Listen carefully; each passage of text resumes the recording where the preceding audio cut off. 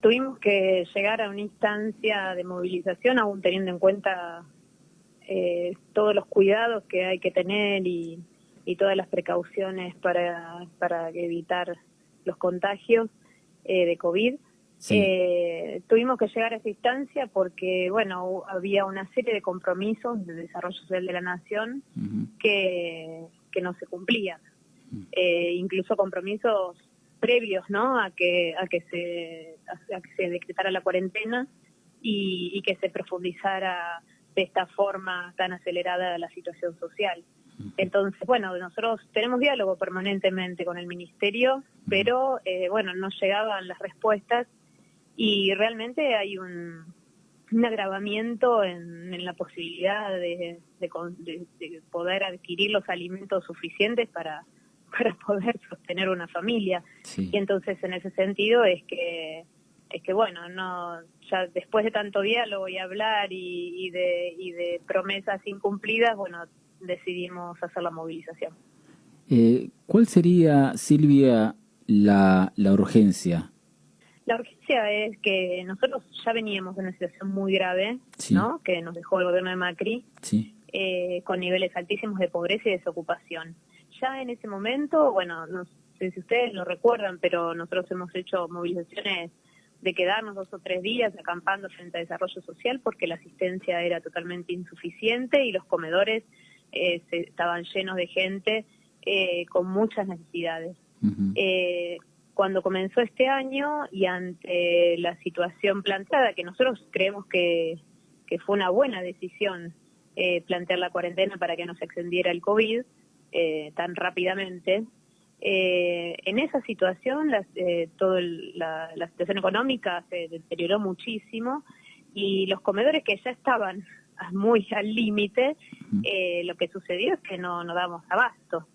En muchas provincias se armaron ollas populares autogestionadas, o sea, los propios vecinos, que algunos que tienen todavía algún tipo de ingreso, ponen parte de ese ingreso para sostener una olla y darle de comer a otro que está peor. Y nosotros creemos que realmente no es bueno que las políticas públicas no apoyen esos procesos de solidaridad que se dan en el pueblo cuando hay situaciones tan profundamente críticas. Silvia, me surge esta pregunta, ¿no? Conociendo la vocación frentista, con un proyecto de país que obviamente muchas veces lo han comunicado, ¿cómo piensan el desarrollo del país como organización? Nosotros creemos que hay algunos temas estructurales que si no los revisamos y no se plantean de otro modo, bueno, evidentemente no vamos a salir nunca de esta situación. El primero tiene que ver con la producción de alimentos. Somos un país que siempre, toda su dirigencia se llena la boca de que producimos alimentos para millones y millones de personas. Ahora, esos alimentos se producen como commodities, o sea, como papeles de exportación, sin pensar en la importancia que tiene tener un pueblo bien alimentado en todo sentido, desde el tema sanitario hasta el desarrollo intelectual. Entonces, nosotros creemos que ese es un tema a reformular, ¿no? ¿Qué tipo de alimentos se producen? ¿Cómo se producen? Para que no impacte negativamente en el ambiente y en la calidad de vida. ¿Y para quiénes? ¿No? O sea, que sería principalmente para abastecer a una población que esté bien alimentada y también para comercializar, pero que no sea esto de la comercialización y exportación por encima de que la población pueda tener acceso a los alimentos saludables. Tal cual. Ese es uno de los aspectos. El otro de los aspectos tiene que ver para nosotros con el tema del trabajo, que es una deuda, yo diría de la dictadura para acá, es una deuda histórica que tiene que ver con poder pensar un país con un desarrollo productivo que permita o promueva aquellas áreas que generan puestos de trabajo más rápidamente. Nosotros valoramos mucho en ese sentido el rol económico que tiene la pequeña y mediana empresa y las economías regionales, porque son las que generan el 75% del empleo del sector privado en Argentina. No son las grandes empresas. Entonces, creemos de que es un sector al que hay que apoyar fundamentalmente para después decir, bueno, qué importancia es poder tener un empleo, ¿no? Y que eso sea posible, ¿no? Que sea una utopía y que cada vez se destruyan más puestos de trabajo. Exacto. Silvia, han hecho un relevamiento de barrios y bueno, y esto de los incrementos excesivos, no sé, perversos, podría utilizar esa palabra, en los supermercados. ¿Qué se podría decir al respecto? Y esto de la tarjeta alimentar, de poner cargos, ¿no? Una locura. Sí, nosotros creemos que la tarjeta alimentar fue una buena medida en función de que llegó a muchísimas familias en forma directa y rápidamente. Ahora, el tema es que ese es un recurso muy fuerte, o sea, muy importante a nivel económico. Hoy justamente lo escuchaba Daniel Arroyo planteando los miles de millones invertidos en ese sentido, pero que terminan yendo a las cajas de los supermercados. Tal cual. Y no a quienes producen alimentos de forma orgánica o en los alimentos producidos por la economía popular, los pequeños productores y productoras. Entonces, ahí hay un problema porque se está inyectando una cantidad de dinero importante para todo el circuito de consumo interno, pero termina en las arcas de los mismos. Y esos mismos sectores son los que después, por ejemplo, le retasean las ventas al Estado o los extorsionan planteándole que no le van a comprar a precios justos. Entonces, estamos dándole de comer a un sector económico que después nos mantiene en una situación muy complicada de la dificultad para acceder a los alimentos. Claro. Nosotros creemos de que ahí hay un punto donde las empresas precisamente vinculadas a la alimentación en todo este tiempo de pandemia han ganado dinero, mientras que la mayoría del pueblo, la mayoría no solamente de los sectores más empobrecidos, de todo el sector medio, profesional, todo el espacio que no es el sector más rico de Argentina, bueno, hay muchas empresas que se han enriquecido en todo este tiempo y que no es su aporte. Realmente para nosotros es algo, por lo menos hasta hoy, injustificable, ¿no? Que no se haya avanzado, por ejemplo, en el impuesto a las grandes fortunas, que no se haya condicionado a que no sigan aumentando los alimentos. Tiene que haber un control de precios, sobre todo de los alimentos, muy importante. Claro. Mira, desde fin del año pasado hasta ahora, los alimentos acumularon un aumento del 25%. Y por ejemplo, el salario social complementario no aumentó nada.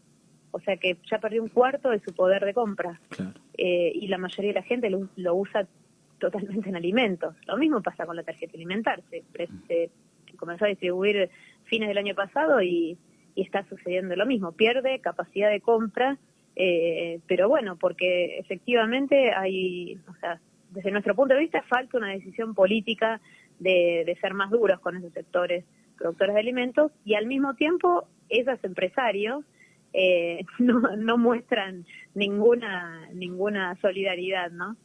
Claramente, Silvia, se debería poner en debate el rol de la industria de alimentos, ¿no? Y nosotros creemos que es fundamental. Es fundamental no solo en cuanto a los precios, sino también en otros aspectos como que es la calidad nutricional. Se los deja libres para promocionar cualquier cosa. No se avanzó nunca en la ley de un etiquetado donde fuera bien visible cuáles de los alimentos realmente son nocivos para la salud. Claro, se habla, Silvia, de esto de la malnutrición, ¿no? Y nosotros venimos haciendo un informe de situación nutricional de hace muchos años sobre los niños y niñas que vienen a nuestros comedores y merenderos. Y ahí detectamos que más de la mitad está con problemas de malnutrición. Una parte pequeña con desnutrición o bajo peso, y una parte muy importante con sobrepeso, y esto no lo decimos nosotros, sino que lo decía ya la Secretaría de Salud cuando fue Secretaría, de que la incidencia de enfermedades como la diabetes o enfermedades cardiovasculares en niños pequeños, que esas son enfermedades que uno asociaba antes a personas mayores, y hoy es cada vez mayor la incidencia en niños y niñas pequeños, que eso muestra incluso en lactantes. Entonces eso muestra que efectivamente hay un problema grave con el tema de los alimentos en nuestro país. Silvia, ¿los han hecho parte de un organismo observatorio con el Observatorio de la Deuda de UCA y la Fundación de Manes? ¿Es así? Sí, es así. Justamente hoy, después de todos estos meses, se avanzó en la primera instancia de capacitación. Yo estuve presente hoy por la mañana, estuvo el ministro Daniel Arroyo también, ya que fue una convocatoria que se hizo desde el ministerio. Nos parece muy interesante, nosotros dejamos planteado de que nuestro informe tiene que ver con un informe independiente en el sentido de que vamos a decir los datos que aparezcan efectivamente en el territorio, pero que, bueno, tomamos posición sobre eso, sobre la situación que tiene que ver con las causas, ¿no?, de la situación de malnutrición. Así que, bueno, hoy comenzó la capacitación y en este próximo mes ya se van a comenzar a hacer todo el relevamiento, así que calculamos que en 2 meses tendremos ya los primeros resultados. Y bueno, por último, ya para no quitarte tiempo y agradeciéndote infinitamente por esta posibilidad, Silvia, ¿dónde pondrías el eje? ¿Qué hay que priorizar? ¿Vos decís en este momento? Sí. ¿O hacia adelante? No, en este momento. Mira, nosotros creemos de que una de las cuestiones a priorizar es la participación de la comunidad en una situación como esta de una pandemia.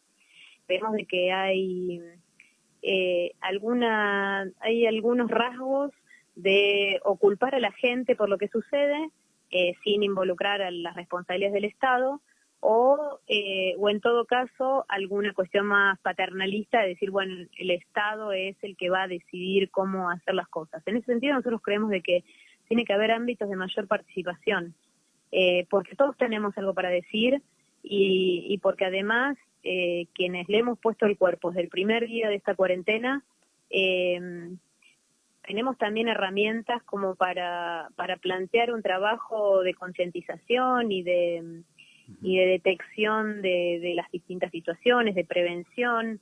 Hay que hacer hay que entender que algunas de las cuestiones que se ponen en juego son cuestiones culturales. El no compartir un mate, el no abrazarse, no darse un beso, el saludarse. Son todas cuestiones muy arraigadas que son muy difíciles de revertir y que incluso juegan en el sentido de que uno las valora como cuestiones afectivas pero de cuidado, y estamos diciendo que todos esos gestos o actitudes o acciones que uno desarrolla, que uno las toma habitualmente por cuidado, es al revés, las tenés que dejar de hacer por cuidado. Bueno, eso que pareciera una cosa tan sencilla es algo que es muy difícil de transitar y también creemos de que no alcanza con el sistema de salud solamente. Hay que trabajar mucho en la detección, en la prevención, en sacar el miedo y plantear conciencia y cuidado. Y en ese sentido creemos que hay muchos déficits todavía.